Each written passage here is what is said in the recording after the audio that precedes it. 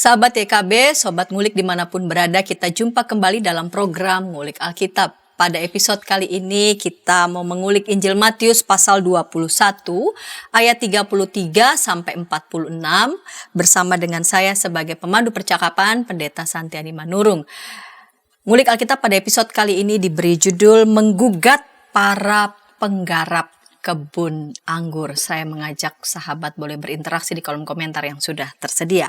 Untuk mengulik Injil Matius pasal 21 ayat 33 sampai 46 dengan judul Menggugat Para Penggarap Kebun Anggur, kita akan ditolong bersama dengan narasumber Pendeta Ujun Junaidi. Salam jumpa kembali Bapak Pendeta Ujun. Salam jumpa Pendeta Santi. Bapak Pendeta Ujun ini melayani sebagai pendeta jemaat Gereja Kristen Indonesia Guntur, Bandung. Halo warga gereja GKI Guntur Bandung, pendetanya ada di sini. Menolong kita semua, kita bersama ya untuk mengulik bacaan Matius 21 ayat 33 sampai 46. Kita mulai saja ya Bapak Pendeta. Kita mulai dalam doa. Silakan Bapak Pendeta boleh memimpin dalam doa. Baik, mari kita bersama-sama berdoa. Bapa yang baik, kami bersyukur selalu ada kesempatan yang baik buat kami semuanya untuk belajar dari kebenaran firman Tuhan. Karena itu Tuhan, kami ingin memanfaatkan kesempatan ini dengan sebaik-baiknya. Kami ingin membuka hati dan pikiran kami untuk belajar dari firman Tuhan. Biarlah Tuhan sendiri yang menolong kami dalam proses belajar kami. Tuhan sendiri yang memampukan kami untuk memahami firman Tuhan ini dengan baik. Dan dengan sukacita juga kami boleh menjadi para pelaku firman di dalam kehidupan kami sehari lepas sehari. Terima kasih Tuhan, ini doa kami di dalam Kristus Tuhan kami berdoa. Amin. Amin. Saya membaca Injil Matius pasal 21 ayat 33 sampai 46 diberi judul Perumpamaan tentang Penggarap-penggarap Kebun Anggur. Dengarkanlah suatu perumpamaan yang lain. Ada seorang tuan tanah yang membuka kebun anggur dan membuat pagar sekelilingnya. Yang menggali lubang tempat memeras anggur dan mendirikan menara jaga di dalam kebun itu. Kemudian ia menyewakan kebun itu kepada petani-petani, lalu berangkat ke negeri lain. Ketika hampir tiba musim petik, ia mengutus hamba-hambanya kepada petani-petani itu untuk menerima hasil yang menjadi bagiannya. Namun petani-petani itu menangkap hamba-hambanya itu. Mereka memukul yang seorang, membunuh yang lain, dan melempari yang lain lagi dengan batu. Kemudian tuan itu mengutus pula hamba-hamba lain, lebih banyak daripada yang semula, tetapi mereka pun diperlakukan sama seperti kawan-kawan mereka. Akhirnya ia mengutus anaknya kepada mereka, katanya, "Anakku akan mereka segani." Ketika petani-petani itu melihat anaknya itu, mereka berkata seorang kepada yang lain, "Inilah ahli warisnya. Mari kita bunuh dia dan kita miliki warisannya." Mereka menangkapnya dan melemparkannya keluar kebun anggur itu, lalu membunuhnya. Apabila tuan kebun anggur itu datang, apakah yang akan dilakukannya terhadap petani-petani itu? Kata mereka kepadanya, ia akan membinasakan orang-orang jahat itu dan kebun anggurnya akan disewakannya kepada petani-petani lain yang akan menyerahkan hasilnya kepadanya pada waktunya. Kata Yesus kepada mereka, "Belum pernahkah kamu baca dalam kitab suci, batu yang dibuang oleh tukang-tukang bangunan telah menjadi batu penjuru. Hal itu terjadi oleh karena Tuhan, suatu keajaiban di mata kita. Sebab itu aku berkata kepadamu, bahwa kerajaan Allah akan diambil dari kamu dan akan diberikan kepada suatu bangsa yang menghasilkan buah kerajaan itu. Siapa saja yang jatuh ke atas batu ini, ia akan hancur, dan siapa saja yang ditimpa batu ini, ia akan remuk."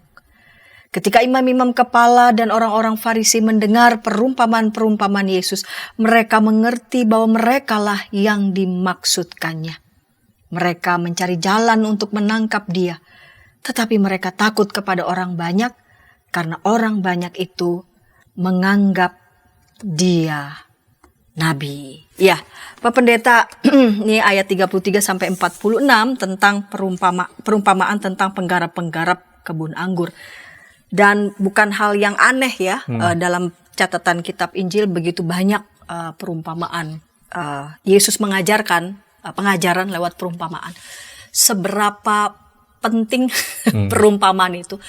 Apa pentingnya posisi perumpamaan ya dalam pengajaran-pengajaran Yesus nih? Iya, baik. Terima kasih Pendeta Santi. Betul, banyak sekali perumpamaan yang dijabarkan atau diberikan Yesus dalam rangka pengajarannya. Dengan kata lain, kita bisa mengatakan bahwa perumpamaan adalah salah satu metode pengajaran dari Tuhan Yesus itu sendiri. Gitu. Perumpamaan atau parabol, gitu ya, itu berisi pengajaran atau metode yang menyejajarkan. Jadi ada dua hal yang kemudian disejajarkan atau diperbandingkan, gitu ya. Biasanya perumpamaan ini merupakan cerita pendek ya, atau kata-kata pendek yang dikisahkan dalam rangka untuk mengajar gitu. Jadi seberapa penting perumpamaan dalam pengajaran Yesus? Tentu sangat penting, karena dengan metode ini suatu pesan gitu ya, atau suatu pengajaran dapat lebih mendarat dan lebih bisa dimengerti, dipahami dan diterima oleh pendengarnya, oleh para pendengarnya. Nah, bisa juga perumpamaan ini berupa kalimat-kalimat pendek dan bukan suatu cerita gitu, Pendeta Santi. Contohnya misalkan kalau kita ambil dari Perjanjian Lama, ada Amsal 6 ayat 6 sampai 8, kalau Pendeta Santi mengingat, hai pemalas pergilah kepada semut gitu ya. Nah, di sini ada dua hal yang disejajarkan, yaitu binatang semut gitu ya dengan manusia yang pemalas seperti itu. Jadi inilah perumpamaan gitu ya. Ada dua hal yang disejajarkan dengan pesan tertentu gitu. Atau contoh lain di Perjanjian Lama, Nabi Yesaya sendiri ya pernah memberikan satu perumpamaan atau membandingkan tentang bangsa Israel yang pada zaman Nabi Yesaya dengan sebuah kebun anggur yang tidak menghasilkan buah. Ya, kita bisa membaca di Yesaya 5 ayat 1 sampai 5. Jadi ada kebun anggur milik Allah gitu ya, dan tidak berbuah gitu. Nah, itu disejajarkan dengan bangsa Israel yang tidak hidup menghasilkan kebaikan, keadilan, dan kebenaran. Itu contoh dari Perjanjian Lama. Jadi ada dua hal yang disejajarkan, kemudian ada pesan tertentu yang dikandung dari perumpamaan itu. Dan di Injil Sinoptik, Matius, Markus, Lukas, banyak sekali ya perumpamaan-perumpamaan yang diberikan oleh Tuhan Yesus dalam rangka pengajarannya, baik itu berupa kalimat pendek ataupun cerita-cerita pendek, seperti itu. Kalau dari kalimat pendek misalkan, biarlah orang buta menuntun orang buta, seperti itu. Nah, jadi kalimat pendek saja gitu. Atau seperti rumah tangga yang terpecah belah gitu ya, di Injil Matius 12 ayat 25 gitu. Atau memberikan mutiara kepada babi. Ya, itu juga ada dua hal yang disejajarkan di situ gitu. Atau bukankah mata adalah pelita tubuh gitu ya. Jadi ada mata, ada pelita, kemudian dibandingkan dengan kebenaran, seperti itu. Ada juga cerita pendek yang lebih dari 40 perumpamaan. Jadi memang cukup banyak ya tersebar di Injil-Injil Alkitab kita gitu. Yang terkenal misalkan perumpamaan seorang penabur seperti itu ya, atau harta yang terpendam, atau lalang di antara gandum gitu. Dan beberapa perumpamaan memang diberikan penjelasan atau artinya gitu. Jadi Alkitab sendiri mencatat perumpamaannya beserta artinya. Nah, ini misalkan lalang di antara gandum, lalang itu adalah siapa gitu ya, menggambarkan apa atau sejajar dengan apa, seperti itu. Tujuannya supaya para pendengar perumpamaan ini atau kita pembaca Alkitab masa kini lebih memahami pesan apa yang terkandung di dalam perumpamaan tersebut gitu. Kurang lebih itu Pendeta Santi sekilas tentang perumpamaan ya. Jadi menyejajarkan untuk memperbandingkan, sebab ada pesan yang ingin ada dituju, pesan ya. yang ingin dituju. Tidak betul. selalu cerita panjang, bisa saja kalimat-kalimat pendek seperti ungkapan-ungkapan. Betul. Gitu ya. Nah, ini perumpamaan tentang penggarap kebun anggur ada dalam Injil Matius. Secara umum konteks Injil Matius, siapa ya pendengarnya ini ya? Pendengar pengajaran Tuhan Yesus yang disaksikan oleh Injil Matius. Baik, sebelum nanti kita kulik lebih dalam siapa yang menjadi lawan bicara Yesus gitu ya di perumpamaan ini, mungkin kita baik juga melihat konteks Injil Matius secara umum gitu ya, Pendeta Santi ya. Penulis Injil Matius menulis Injilnya bagi orang-orang yang notabene orang Yahudi gitu ya, karena sudah mengenal perjanjian lama. Penulis Injil Matius sering memperlihatkan bagaimana teks-teks perjanjian lama itu seperti melihat jauh ke depan dan merujuk kepada diri Yesus. Jadi Yesus sendiri sebagai penggenapan apa yang terjadi atau apa yang dikatakan oleh perjanjian lama gitu, sebagai Mesias seperti itu. Nah, hal ini tampak misalkan Pendeta Santi jika di perjanjian lama Allah memberikan 10 hukum misalkan kepada bangsa Israel di Gunung Sinai, dan hukum itu mengatur bagaimana bangsa Israel harus hidup sebagai umat Allah.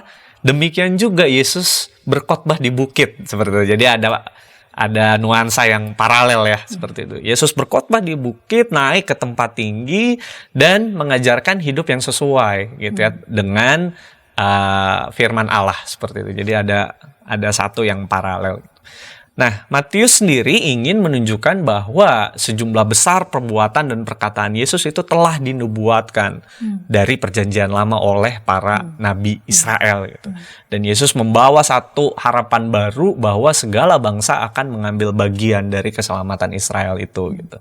Jadi Yesus membawa kabar baik gitu, yang baru, dan kabar itu ditujukan bagi semua bangsa, bukan hanya bangsa Israel saja yang memegang hukum Taurat itu gitu. Jadi dengan kata lain konteks keyahudian di sini tuh begitu kental sekali. Kuat sekali berarti ya. Para pembacanya sudah memiliki background paham gitu ya perjanjian lama, dan para pembacanya notabene ya orang Yahudi seperti itu. Jadi ini para pendengarnya ataupun para pembacanya bukan berarti tidak punya paham sebelumnya begitu ya. Keyahudiannya itu begitu sangat kental begitu. Nah, itu konteks Injil Matius gitu ya secara umum. Bagaimana dengan konteks, katakanlah ini kan pasal 21 ayat 33 sampai 46. Tapi kan sebelum perumpamaan tentang penggarap-penggarap kebun anggur nih ada cerita-cerita nih sebelumnya. Yang biasanya ada beberapa kan yang memang punya kaitan ya antara satu cerita perumpamaan dengan perumpamaan yang lain sampai pada sekali. Ini. Nah, seperti apa itu kaitannya, kita akan ulas segmen kedua, namun sebelumnya kita dengarkan pesan-pesan berikut ini.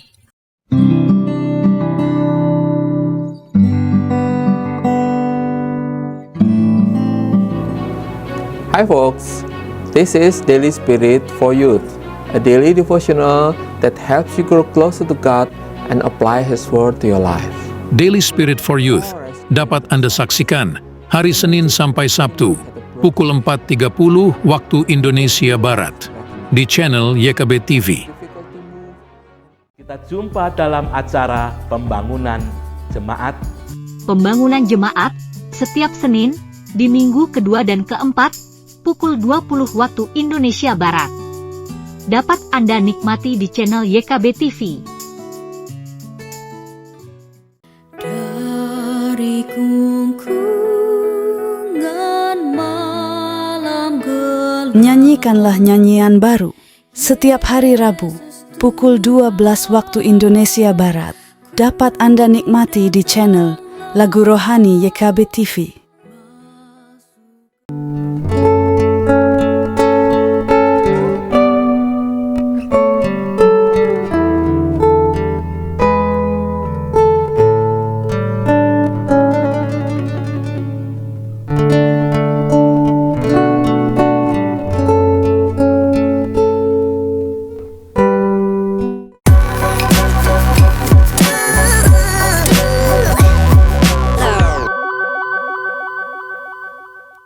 Sahabat, senang masih bersama dengan kami dalam program Ngulik Alkitab. Program Ngulik Alkitab ini diselenggarakan sebagai media dan sarana bagi kita mendalami Alkitab dan tentu saja melihat relevansinya bagi kehidupan kita sehari-hari. Sahabat YKB, pada episode kali ini kita mengulik Injil Matius pasal 21 ayat 33 sampai 46, diberi judul Menggugat Para Penggarap Kebun Anggur, bersama dengan narasumber Pendeta Ujun Junaidi. Saat ini kita memasuki segmen yang kedua. Saya mengundang sahabat boleh berinteraksi di kolom komentar yang sudah tersedia. Dengan senang hati Pendeta Ujun dapat menanggapi, merespons, dan tentu saja menjawab pertanyaan dari para sahabat. Kita lanjut di segmen yang kedua ini ya Bapak Pendeta. Sebelum perumpamaan tentang penggarap-penggarap kebun anggur, ada beberapa perumpamaan yang lain begitu. Kira-kira ini ada nggak ya kait-mengaitnya ya dengan perumpamaan tentang penggarap-penggarap kebun anggur? Iya, baik, terima kasih Pendeta Santi. Jadi kita sudah mulai mengulik teks ini dan kita akan melihat konteks dekatnya gitu ya, perikop-perikop sebelumnya dan juga setelahnya.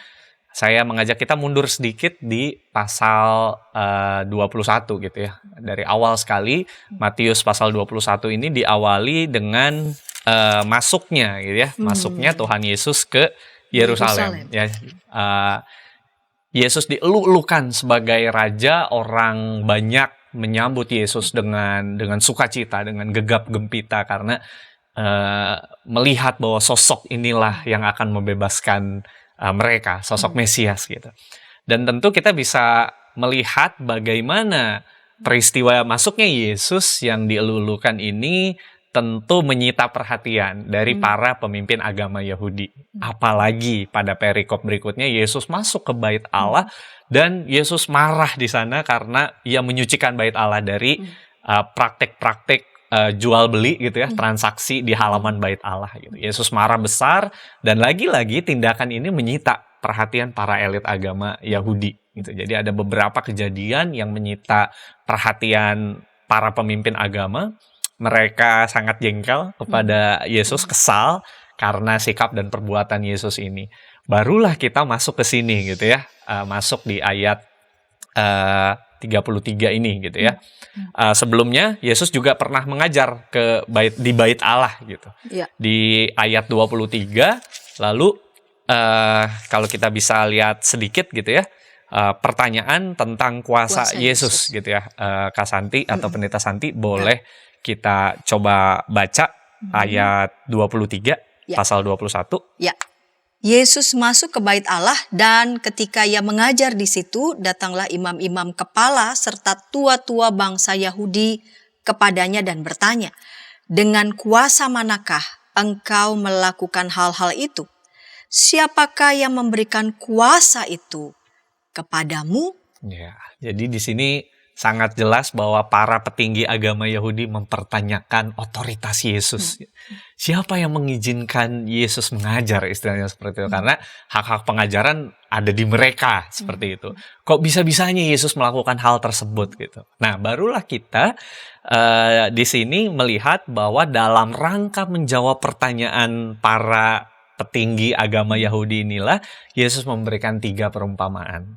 Ya, 3 perumpamaan tersebut adalah yang pertama perumpamaan tentang 2 orang anak, mulai dari ayat 28 sampai ayat 32.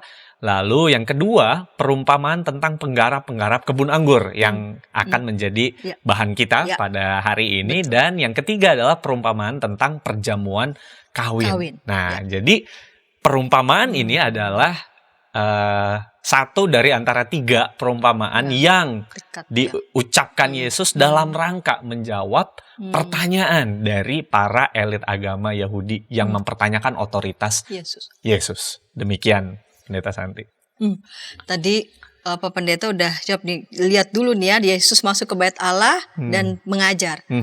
Dan perumpamaan tentang penggarap kebun anggur, sebelumnya ada tentang 2 orang anak, lalu kemudian tentang perjamuan kawin, itu dalam rangka untuk menjawab begitu ya pertanyaan para elit agama. Nah, ini kita masuk segmen kedua tentang topik ini, tentang perumpamaan tentang penggarap-penggarap kebun anggur, menggugat para penggarap kebun anggur. Ini kan perumpamaan. Bagaimana cara kita bisa masuk lalu kemudian membaca sampai bisa menemukan pesan? Bagaimana cara kita membaca? Adakah metode-metode seperti apa yang tersedia buat kita sampai pada masuk pada pesan ini? Baik, ya terima kasih Pendeta Santi. Setidaknya ada 2 cara nih yang bisa kita gunakan pada hari ini gitu ya. Yang pertama yang lebih populer yang kita tahu bersama dengan memaknainya secara alegoris gitu. Karena ada 2 hal yang disejajarkan, lalu apa hubungannya kedua hal ini, atau satu gambaran ini mewakili apa atau mewakili siapa, seperti itu. Itu yang lebih populer yang bisa kita nanti juga kita akan coba memaknainya. Tapi ada metode lain yang lebih tajam dan juga memang agak lebih kompleks seperti itu, karena kita melihat berbagai hal yang bersangkut paut di dalam konteks Alkitab. Dan saya meminjam pemikiran Ibu Tabitha Valencia di dalam satu artikelnya, penafsiran kritik ideologi pada perumpamaan Matius 21 ayat 33 sampai 46. Jadi ada sebuah kritik ideologis, Pendeta Santi. Nanti kita melihat bagaimana ada ideologi apa yang dominan di penulis Matius, lalu apakah ada ideologi yang alternatif yang bisa kita lihat, dan ini makin mempertebal pesan firman Tuhannya. Jadi saya mengundang kita melihat semuanya nih, dua pendekatan ini, supaya kita dapat pesan yang lebih tebal gitu ya, lebih baik seperti itu, lebih kaya gitu. Nah, yang pertama, mari kita melihat perumpamaan ini secara alegoris gitu ya. Ada 4 tokoh dalam perumpamaan yang Yesus berikan ini. Yang pertama ada tuan tanah, ya, pemilik kebun anggur itu. Lalu si tuan tanah ini, si pemilik kebun anggur ini memiliki hamba, ya, hamba-hambanya, dan memiliki anak, ya. Ada anak si tuan ini, dan ada para petani yang menyewa atau para penggarap kebun anggur itu, gitu. Nah, kita ingat bahwa konteks atau lawan bicara Yesus yang sudah kita sebut tadi adalah para elit agama, yaitu imam-imam kepala, orang-orang Farisi, tua-tua gitu ya. Kita bisa melihat bahwa ada maksud khusus dari penggambaran tokoh-tokoh ini gitu. Ada satu pesan yang ingin dilukiskan dari perumpamaan ini, dan dalam bingkai ini kita bisa mendekati secara alegoris. Siapa sih penggarap itu misalkan, atau siapa sih pemilik kebun anggur itu gitu. Jadi ada satu benda atau satu tokoh yang mewakili tokoh yang lain, yang sesungguhnya gitu ya. Nah, dengan pendekatan ini kita bisa melihat bahwa tuan atau si pemilik kebun anggur ini adalah Allah sendiri gitu, yang empunya dunia ini gitu ya. Allah sang empunya, Allah sang pemilik gitu. Lalu hamba-hamba si tuan adalah para nabi Israel atau utusan-utusan Allah sendiri yang Allah utus untuk umatnya gitu, untuk umat Israel. Dan anak dari si tuan tentu kita ingat sekali ya, sang anak gitu ya, yaitu Tuhan Yesus sendiri gitu, yang menjadi tokoh sentral juga dalam Injil kita. Dan yang keempat adalah para petani yang menyewa itu atau para penggarap kebun anggur, yang notabene mewakili para pemimpin agama Yahudi pada waktu itu. Sedangkan kebun anggur sendiri adalah umat Tuhan atau bangsa Israel. Jadi secara alegoris, tokoh-tokoh dalam perumpamaan ini mewakili ya sosok atau seseorang gitu. Dan hal ini terkonfirmasi ternyata Pendeta Santi. Ya, dari mana terkonfirmasinya? Kalau kita tadi baca ayat 45, Pendeta Santi boleh bacakan ayat konfirmasinya. 45. Ya. Ketika imam-imam kepala dan orang-orang Farisi mendengar perumpamaan-perumpamaan Yesus, mereka mengerti bahwa merekalah yang dimaksudkannya. Nah, jadi terkonfirmasi gitu ya. Lawan bicara Tuhan Yesus, yaitu orang Farisi, imam-imam, mengerti, oh saya ternyata yang dimaksudkan oleh perumpamaan itu. Gitu. Syukurlah kalau gitu tahu. Gitu ya. Melalui perumpamaan ini, sebenarnya ada kritik yang ingin Tuhan Yesus sampaikan kepada mereka gitu ya. Bukannya mereka menyambut hamba-hamba yang dari si pemilik itu, yaitu nabi-nabi seperti itu ya, utusan-utusan Allah gitu. Malahan mereka dalam perumpamaan ini menganiaya, bahkan sampai membunuh gitu, dengan maksud untuk menguasai seluruh kebun anggur itu, menguasai umat Tuhan gitu ya. Mereka dalam hal ini para elit agama ingin mengubah status mereka gitu ya, dari penggarap atau petani yang menyewa menjadi pemilik, menjadi owner gitu. Padahal kalau dipikir-pikir kan ada batasan yang harusnya mereka tidak lewati gitu. Mereka hanya menyewa, kalau dalam cerita ini ya, mereka hanya menyewa, mereka hanya menggarap, tapi berubah, mereka ingin memiliki gitu ya. Ingin kuasa yang lebih tinggi, ingin power yang lebih besar. Begitu Pendeta Santi. Padahal kalau dipikir-pikir ya, kalau kita baca gitu dengan seksama, para penyewa ini, petani yang menyewa ini, atau para penggarap kebun anggur ini juga sudah mendapatkan fasilitas yang sangat luar biasa gitu ya. Coba kita baca kembali Pendeta Santi dari ayat 33. Kita mundur sedikit. 33. Dengarkanlah suatu perumpamaan yang lain. Ada seorang tuan tanah yang membuka kebun anggur dan membuat pagar sekelilingnya. Ia menggali lubang tempat memeras anggur dan mendirikan menara jaga di dalam kebun itu. Kemudian ia menyewakan kebun itu kepada petani-petani, lalu berangkat ke negeri lain. Nah, kalau dari ayat ini kita bisa melihat fasilitas yang disediakan oleh sang pemilik kebun anggur ini sudah sangat Siap. memadai gitu ya. Pemilik itu sudah memagari, menggali lubang untuk memeras anggur, mendirikan menara jaga. Ini kalau bisa dikatakan ini udah all in gitu ya. Fasilitas yang siap garap gitu. Kalau kita beli rumah atau apartemen siap huni gitu ya, nggak usah mikirin apa-apa lagi. Nah ini kebun yang siap garap gitu. Artinya si penyewa nggak harus repot-repot untuk mendirikan ini itu, menyiapkan fasilitas lain untuk mendukung proses penggarapannya, tinggal fokus aja gitu kerja. Ini udah enak sekali gitu. Dan kalau kita mau perhatikan perumpamaan ini secara implisit mengatakan bahwa berhasil proses penanamannya, penggarapannya. Kenapa? Karena dicatat di ayat 34 ketika hampir tiba musim petik. Artinya berhasil gitu, Pendeta Santi ya. Konflik terjadi bukan pada proses pertumbuhan gitu ya. Artinya kebun anggur ini berbuah gitu. Kebun anggur ini tidak gagal panen karena sudah hampir musim petik. Artinya sudah menunjukkan sesuatu yang positif. Tapi justru konflik terjadi setelah musim tuaian ini tiba. Ada kewajiban yang harus dilakukan oleh si penggarap ini, oleh si petani yang menyewa ini kepada si pemilik ladang, tapi naas itu tidak dilakukan dan malah terjadi kekerasan, bahkan pembunuhan, dan ini berulang kali terjadi. Hamba-hambanya datang kemudian dianiaya, lalu diutus lagi hamba-hamba yang lebih banyak dari sebelumnya, sama itu juga dianiaya bahkan dibunuh.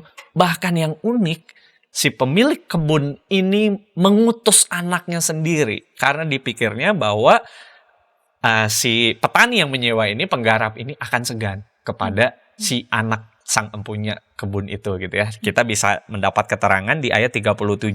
Akhirnya ia mengutus anaknya kepada mereka, katanya, anakku akan mereka segani. Jadi ada sebuah culture atau budaya segan ya, budaya menghormati gitu ya. Karena status anak pasti lebih tinggi daripada hamba, seperti itu. Dengan harapan si petani penyewa ini atau penggarap kebun anggur ini akan lebih menghormatinya dan melakukan kewajibannya. Dan happy ending, selesai semua gitu. Tapi apa yang terjadi? Naas sekali anak ini pun malah dibunuh oleh mereka dengan ambisi bahwa mereka akan memiliki seluruh kebun anggur itu. Nah yang menarik di sini, Yesus bertanya, ya, apabila Tuhan itu datang, gitu ya. Nah ini salah satu metode pengajaran Yesus yang menarik juga dengan melontarkan pertanyaan kepada lawan bicaranya, gitu ya. Apa yang akan dilakukan dengan penggarap-penggarap itu, dengan petani-petani itu? Dan di sini lawan bicara Yesus, para imam, orang Farisi, ya menangkap pesan itu, gitu ya. Mereka menjawab bahwa ia akan membinasakan orang-orang jahat itu. Dan kebun anggurnya akan disewakan kepada petani yang lain, kepada penggarap yang lain. Dan yang akan menyerahkan yang benar gitu ya. Dan akan menyerahkan hasilnya kepada si pemilik kebun itu pada waktunya. Jadi sebenarnya lawan bicara Yesus ini sadar sendiri bahwa dialah orang yang dimaksudkan, dialah yang telah berbuat jahat kepada Yesus gitu ya, dan kepada nabi-nabi pada zamannya. Dan di sini Yesus secara tegas mengatakan di ayat 43 sebagai apa ya, dampak dari apa yang dilakukan para penggarap ini. Bu Santi bisa bacakan ayat 43. Sebab itu aku berkata kepadamu bahwa kerajaan Allah akan diambil dari kamu dan akan diberikan kepada suatu bangsa yang akan menghasilkan buah kerajaan itu. Nah, jadi dengan pendekatan ini, naratif dan alegoris, kita bisa melihat bahwa ada kritik yang disampaikan Yesus kepada para elit agama Yahudi yang sewenang-wenang dan tidak bertanggung jawab menggunakan otoritasnya, menggunakan kuasanya dalam memimpin atau menggembalakan umat Allah yang dipercayakan kepada mereka. Dan Yesus dengan tegas akan membuka pintu itu kepada para petani lain atau para penggarap lain yang nanti kita bisa lihat juga gitu ya dengan kritik yang lain. Ya, Pendeta Ujun sudah menjelaskan ya bagaimana cara membaca dengan pendekatan alegoris begitu ya. Nah, yang Pak Pendeta Ujun sudah mention tadi sebelumnya ada kritik ideologis. Nah, seperti apa cara baca kritik ideologis itu, dan dari situ kita bisa menemukan pesan. Kita akan ulas di segmen ketiga, namun sebelumnya kita dengarkan pesan-pesan berikut ini.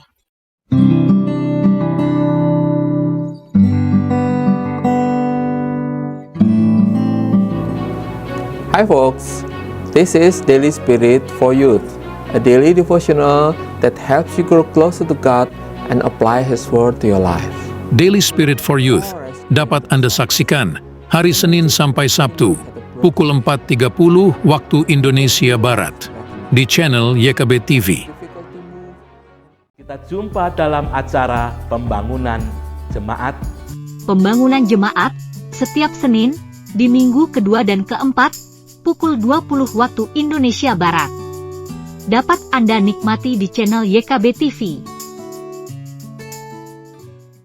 Dari gungkungan malam gelap, Nyanyikanlah nyanyian baru setiap hari Rabu pukul 12 waktu Indonesia Barat. Dapat Anda nikmati di channel Lagu Rohani YKB TV.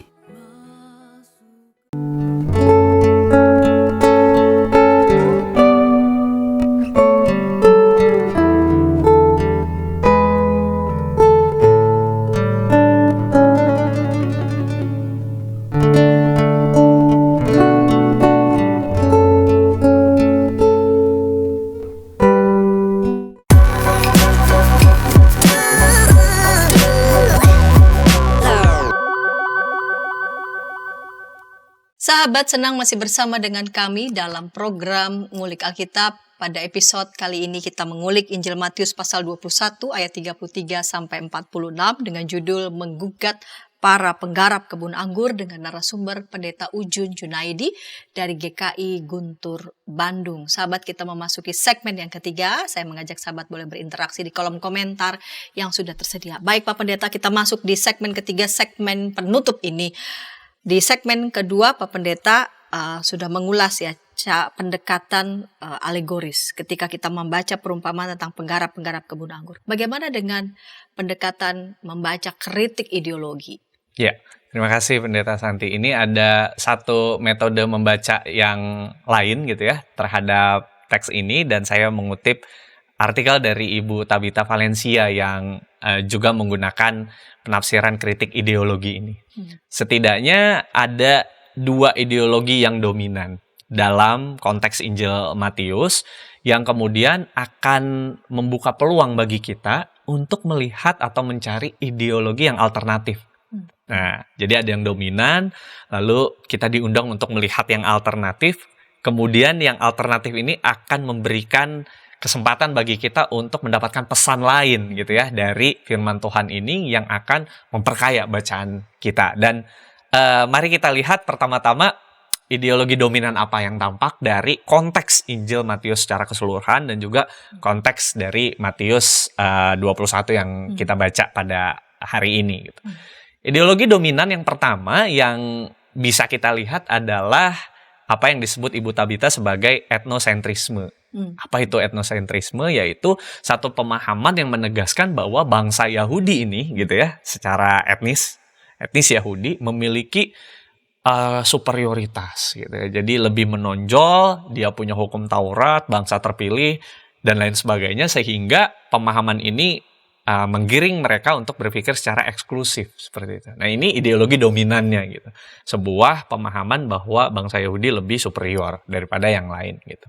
Nah, kita bisa melihat bahwa memang Injil Matius dekat sekali kan dengan konteks keyahudian, dan hal ini menggiring mereka hidup dengan pola pikir eksklusif bahkan superior, dan ini mengundang kita untuk mengkritik ideologi dominan ini gitu. Apa benar bangsa Yahudi ini menjadi bangsa yang istilahnya lebih tinggi, lebih hebat, lebih superior daripada bangsa-bangsa yang lainnya. Nah, kita diundang untuk melihat alternatifnya apa yang bisa kita dapatkan dari teks ini gitu.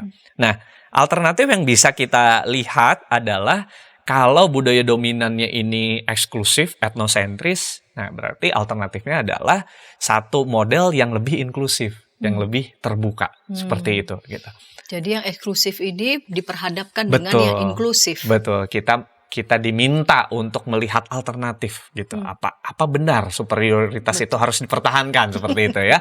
Nah, disinilah kita diundang untuk melihat inklusivitas dan bagaimana narasi-narasi Injil Matius sebenarnya terbuka sekali kepada inklusivitas gitu.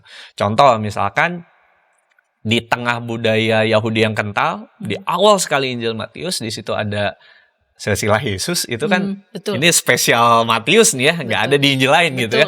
Ini sangat khas Yahudi sekali karena silsilah itu begitu Penting sekali. penting dan kental gitu. Memastikan keturunannya betul sekali. murni atau tidak. Betul sekali. Tapi yang menarik di dalam daftar narasi itu juga ada orang-orang non Yahudi gitu. Jadi selain ada budaya dominannya, ada juga nilai-nilai inklusivitas yang terkandung di sana gitu. Dan kita lihat juga misalkan ada narasi tentang orang Majus dari timur di Injil Matius juga. Hanya ada di Injil Matius gitu. Jadi sebenarnya Injil Matius secara keseluruhan ini membuka ruang kepada inklusivitas itu gitu. Nah, ini konteks alternatif Injil Matius yang bisa kita maknai seperti itu gitu.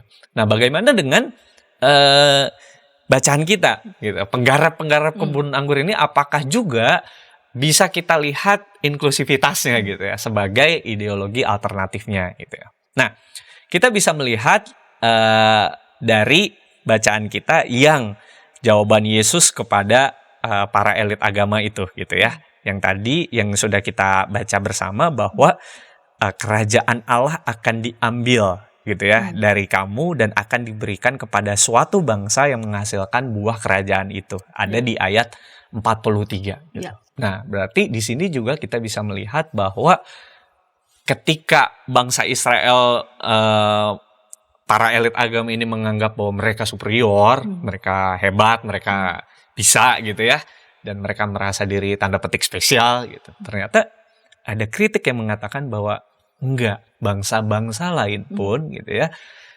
siapapun gitu ya, bangsa-bangsa lain pun yang istilahnya bisa berbuah gitu ya, menghasilkan buah dari kerajaan Allah, maka mereka pun layak di mata Allah. Gitu. Bukan hanya sekadar kamu bangsa Yahudi seperti itu. Nah, di sini kita melihat ada sebuah ideologi alternatif, yaitu ideologi inklusivitas. Gitu. Itu yang pertama. Gitu. Jadi cara mendekatinya agak berbeda ya. Kita lihat dulu yang dominan apa, lalu kita pertanyakan yang dominan ini. Apa gitu. ya itu? Apa iya memang begitu? Gitu. Nah, ternyata kita diundang untuk, ada alternatif lain untuk membaca teks ini. Yang pertama kita dapatkan poin tentang inklusivitas, gitu, bahwa bangsa manapun ya non Yahudi ya bisa layak di mata Allah, menjadi orang yang layak di mata Allah, bahkan berbuah gitu ya, menghasilkan buah kerajaan Allah gitu, dan itu valid, itu bisa gitu, nggak harus Yahudi istilahnya gitu ya. Nah, itu ideologi dominan yang pertama dan alternatifnya. Lalu yang kedua, budaya dominan yang bisa kita lihat adalah dalam konteks sosial gitu ya. Konteks sosial Injil Matius yang tidak bisa kita lupakan, ada struktur kelas-kelas ya di dalam Injil Matius itu sendiri. Kita tahu bahwa ada penjajahan bangsa Roma seperti itu yang juga mengkotak-kotakan orang berdasarkan relasi kuasa gitu ya. Ada kelas-kelasnya, ada kelas atas, ada kelas bawah, dan kita lihat siapa lawan bicara Yesus, yaitu para pemimpin agama yang bisa masuk golongan atas gitu ya, golongan atas, golongan orang penting istilahnya gitu ya. Sedangkan tentu ada orang-orang lain yang lemah, yang papa gitu ya, yang rendah gitu. Nah, di sini kita bisa melihat bahwa ideologi dominannya adalah kelas-kelas gitu ya, kelas-kelas sosial, dominasi, relasi kuasa seperti itu ya, tuan dan hamba gitu ya.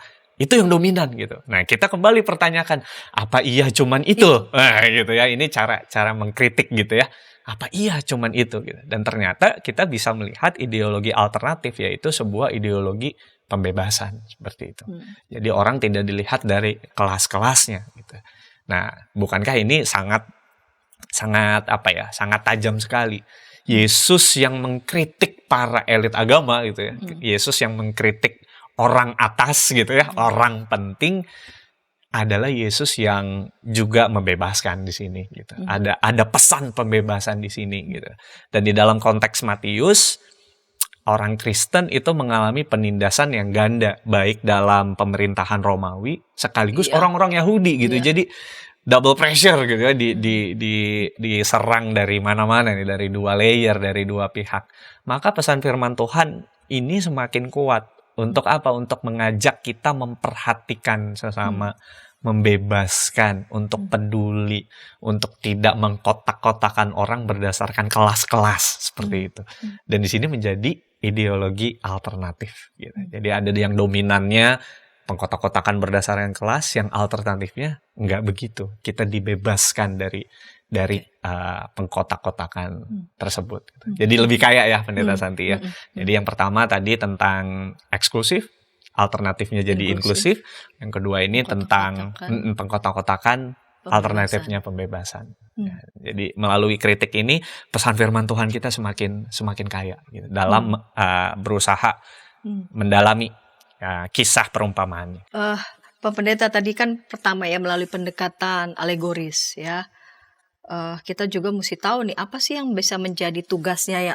Tadi kan penggarap, kamu sebagai pelayan, ya jangan kamu jadi mengambil otoritas. Betul. Kamu sebagai pelayan yang dipercayakan, ya pakailah kepercayaan itu. Jangan lalu kemudian menyelewengkan kepercayaan itu begitu ya. Tadinya dia bekerja, tapi begitu lihat buahnya banyak juga ya, malah jadi kepengen memilikinya. Betul. Begitu jadi ya. serakah ya. Jadi serakah begitu kan. Lalu kemudian siapa yang kita pikirkan gitu dalam setiap pelayanan-pelayanan kita ya. Diri kita saking udah aktifnya lama-lama udah bukan lagi mental pelayan tapi mental tuan, saking udah aktifnya di dalam pelayanan begitu ya. Lalu kemudian melalui pendekatan kritik ideologi ini jangan eksklusif ya. Ini ideologi yang dominan, eksklusivisme, berhadapan dengan yang inklusif. Yang pengkotak-kotakan, yang selalu biner, A, B, kelas atas, kelas bawah, laki-laki yang di atas, perempuan yang di bawah dan sebagainya. Yesus hadir mendobrak, enggak itu ya, untuk membebaskan. Nah, perumpamaan tentang penggarap kebun anggur ini kan seperti perumpamaan yang lain. Yesus sering berbicara tentang kerajaan Allah begitu ya, melalui perumpamaan-perumpamaan, termasuk juga perumpamaan tentang penggarap kebun anggur ini. Apa yang bisa kita lakukan ya sebagai gereja, sebagai orang-orang percaya ya, supaya kita juga turut dalam gerakan yang sudah Yesus mulai begitu ya, mendobrak eksklusivisme, lalu kemudian dalam pengajarannya, dalam pelayanannya yang justru ditonjolkan adalah suara yang membebaskan. Ya, terima kasih Pendeta Santi. Nah, disinilah sesuai tema kita ya, menggugat gitu ya, para penggarap kebun anggur, kita bisa ajukan gugatan kita ya, atau bentuk protes kita kepada tokoh-tokoh ini gitu ya. Nah, yang pertama kita belajar tentang penata layanan atau stewardship gitu, yang tadi Pendeta Santi sudah katakan. Kita kenal siapa diri kita, status kita gitu ya. Kita ini pelayan atau penata layan, bukan pemilik gitu ya. Nah, yang menjadi keliru adalah ketika kita sang manajer ini gitu ya, yang pengelola gitu ya, ingin menjadi pemilik gitu. Jadi ada perubahan status yang ingin kita dapatkan. Nah, di sini kesalahan kita gitu ya, kalau kita ingin memiliki gitu. Nah, dia tidak lagi memikirkan kepentingan si tuan tanah ya dalam perumpamaan ini. Yang dipikirkan adalah semata-mata dirinya sendiri. Dengan powernya, dengan kekuasaannya, dengan segala mungkin keuntungannya gitu ya.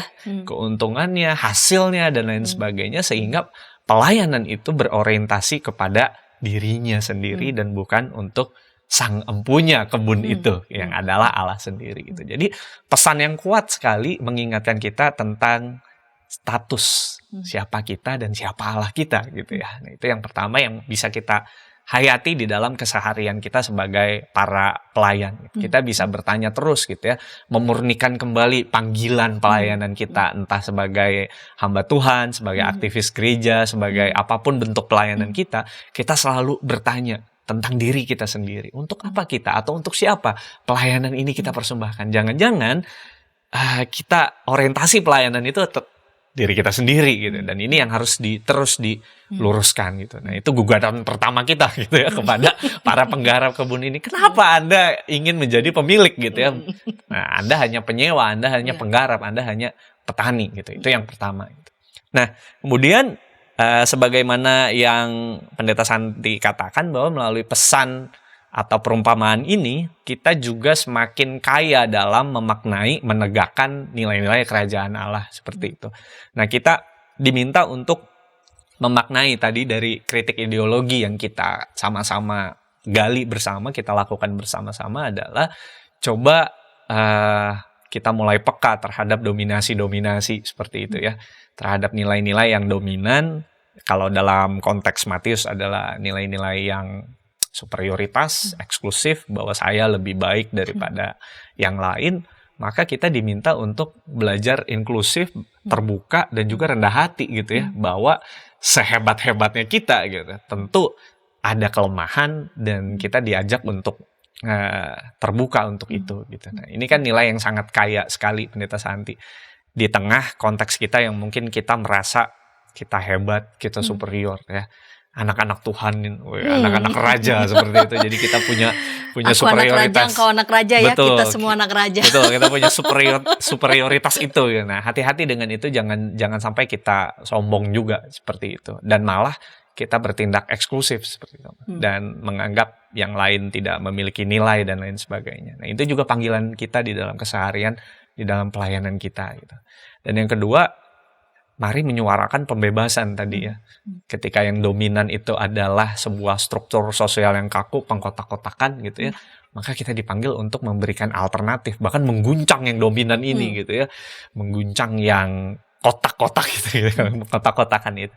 Kita dipanggil untuk terus membela mereka yang lemah gitu ya, peduli kepada sesama, melihat mereka yang tertindas dan lain sebagainya. Dan bukankah itu nilai-nilai kerajaan Allah gitu, dimana ketika itu ditegakkan, maka keindahan, harmoni, damai sejahtera Allah akan bisa kita rasakan di dalam keseharian kita. Nah, mari kita belajar. Gugatan ini juga bukan gugatan untuk penggarap saja, jangan-jangan gugatan ini juga berlaku juga untuk kita yang diprotes gitu. Kita yang sedang juga digugat oleh teks ini, oleh firman Tuhan ini, supaya kita juga bisa boleh mengintrospeksi diri dan mengevaluasi diri. Terima kasih Pak Pendeta Ujon untuk kesediaannya boleh mengulik teks ini.